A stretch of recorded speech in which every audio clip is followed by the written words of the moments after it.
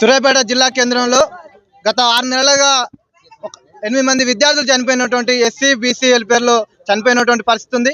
జిల్లా కేంద్రంలో ఉన్నటువంటి అధికారుల నిర్లక్ష్యం మూలంగానే ఈ సంఘటనలు జరుగుతున్నట్టుగా మాకు కనపడతా ఉంది. ఇలా గురుకులాలు మరణాలకే కేంద్రాలుగా తయారైనటువంటి పరిస్థితి ఉంది.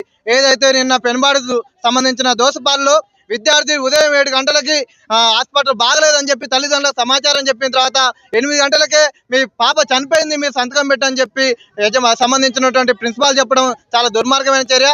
ఏదైతే జిఎన్ఎం ఉందో తను ట్రీట్మెంట్ ఇవ్వకుండా ఆర్ఎంపీతో ట్రీట్మెంట్ చేయించి తనే ఇప్పుడు మళ్ళీ కూడా అబద్ధం ఆడుతున్నటువంటి పరిస్థితి ఉంది. అంటే విద్యార్థులకు నైట్ పూట వాచ్మెన్లు ఉండాల్సిన అవసరం ఉంది, నర్సులు ఉండాల్సినటువంటి అవసరంలో వాళ్ళు పర్యవేక్షణలు చేయకుండా సంబంధించినటువంటి ఆర్సీఓ కావచ్చు, డీసీఓలు కావచ్చు, ఇలా పర్యవేక్షణ లోపం మూలంగానే ఇలా విద్యార్థులు చనిపోతున్నటువంటి పరిస్థితి ఉంది. తక్షణమే దీనిపైన సమగ్ర విచారణ జరిపించాలి. ఆ కుటుంబానికి 50 లక్షలు ఎగ్జిక్యూట్ ఇచ్చి ఆ కుటుంబంలో ఒకరికి ఉద్యోగం ఇచ్చి ఎవరైతే కారకులు ఉన్నారో వాళ్ళపైన చర్యలు తీసుకోవాలని చెప్పి మేము పీడీఎస్ గా డిమాండ్ చేస్తా ఉన్నాం.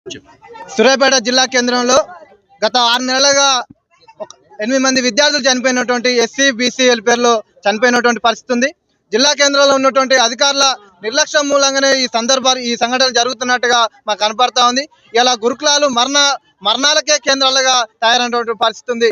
ఏదైతే నిన్న పెనుబాడుకు సంబంధించిన దోసపాల్లో విద్యార్థి ఉదయం 7 గంటలకి హాస్పిటల్ బాగలేదని చెప్పి తల్లిదండ్రులకు సమాచారం చెప్పిన తర్వాత 8 గంటలకే మీ పాప చనిపోయింది, మీరు సంతకం పెట్టని చెప్పి సంబంధించినటువంటి ప్రిన్సిపాల్ చెప్పడం చాలా దుర్మార్గమైన చర్య.